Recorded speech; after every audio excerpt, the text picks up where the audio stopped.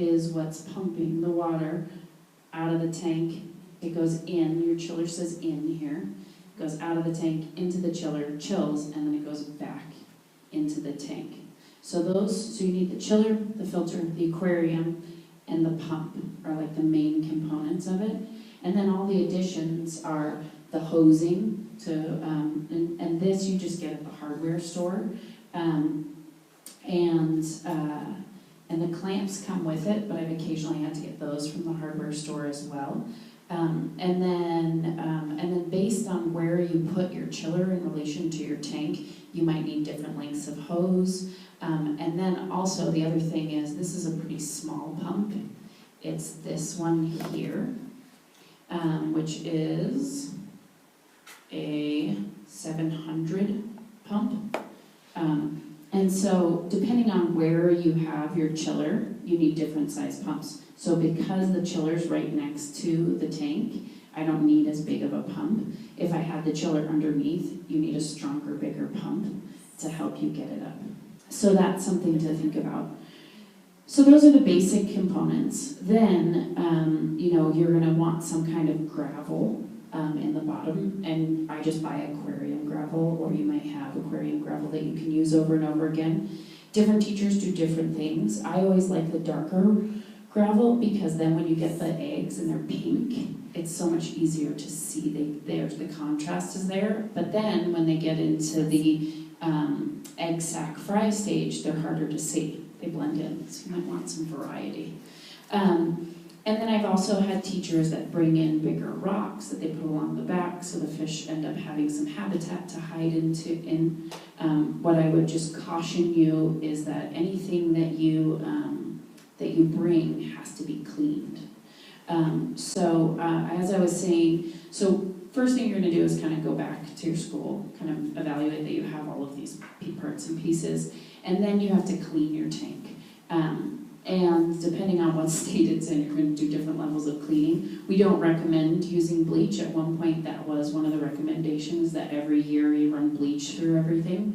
Now we just say warm water and elbow grease, and then if needed, more than that, then you could do a water vinegar mixture to kind of clean and run through, but then you have to be super careful to make sure that you really rinse everything thoroughly before you go further with that. So if I was setting everything up, I'd have washed everything, rinsed it, laid it in the sun. But then I would go ahead and set it up like this, and then I would start a bucket brigade to start filling up the tank. And you'll see in the resources, there's also been sort of a spectrum of recommendations of what kind of water to use. And like California Fish and Wildlife recommends that you use distilled bottled water in your tank and that you fill up your 50-gallon tank that way. We obviously are big promoters of drinking Tahoe tap and using our own local water. So you're going to use tap water to fill your tank. And what I would say about that is that different areas treat the water slightly differently, and how the water's treated changes based on the day of the week and all of that. So fill your tank with tap water and give it a few days of your filter working, and leave the top off, because that will allow, we treat our water with chlorine, so it'll allow the chlorine to evaporate and the filter will manage the rest of that. So tap water is the recommendation. And then once you've got the water in, then really all you need to do is plug everything in and get it going. The filter, one of the challenges, sometimes I've had teachers call and say, my filter's not working. And really you just have to kind of scoop water over the top of the filter to kind of get it to go, and then it sort of starts its natural, like, sucking it up and move.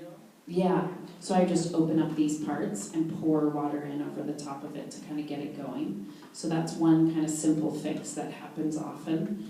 And then, the other thing, hopefully this isn't the case for any of you because everybody put their tank away properly last time. But just in case, I'll just take this off for now, like this chiller when I was moving it around, I could hear water in it. And so, so what I would say is that for this chiller, and you might want to test that with your chiller, is run it through a bucket first, because there's nothing worse than getting it all set up perfectly, and then you turn the chiller on and all this old dirty water with algae and whatever else gets pushed into your tank. That happened last year, right before the eggs got delivered, and we had to just kind of go for it, and it ended up working out fine, but it's not ideal. So you might run, if it sounds like there's water in your chiller, you might run it through a bucket separately first to kind of make sure. Some other troubleshooting tips, I don't know what the technical term would be, but each of these has a gasket. So you might test, you might open yours up and kind of just make sure that that gasket is still a functioning piece. And then those are things that if you don't have extras, you can pick those up at the hardware store pretty easily. So that would be one troubleshooting thing. So yeah, no, the water will absolutely pour out of here. So you could do that first, just pour the water out and then run. I would still run water through it, yeah. So yeah, those would be my troubleshooting tips. And the other things I want to point out, you'll see, is I have this basket here. And it's technically a fish net breeder. So, so it's for putting like your eggs or small fish to keep them safe from other fish. We use it as just to put the pump in. And then sometimes people will even run their filter into there too, so that there's netting around your filter and your pump so that your fish don't get sucked into. Yeah, so they don't get sucked into there. So this is one solution. You could just take this netting and wrap it around your pump and your filter as well. Or people have used cheesecloth or other things to kind of, anywhere that water is getting sucked in, just to kind of protect your fish. There is the horror story of a teacher going, I don't know where all my fish went. And then at the end of the year, she was cleaning out her tank and they were all in her filter. So you don't want that to happen. So covering those things, although I have to say, like I also, in my experience, I was like, I'm not doing any of that stuff just to see, and I didn't have a problem with it at all. But the recommendation is that you have some kind of netting around the intakes. So, so it's sucking in here, going through the chiller, and then it comes out here. And so I just try to kind of tuck this in a place where it's obviously not going to shoot around. I try to create current in my tank, so if I was really getting into it, I would kind of try to have it push along the back so it's sucking up here, like trying to get a little circulation going. But however you do it is going to work. And that's what I would say for tank setup. You'll see you might have in your setup, you might have an air stone, or you might have, there's some other people that have like a filter that goes on the bottom, which is just added aeration and filtration, which is not a problem, that's great. But you'll see like your filter, if you keep your water level down a little bit, then it's all automatically getting aerated just through the filtration. And that's typically enough. Any questions you have about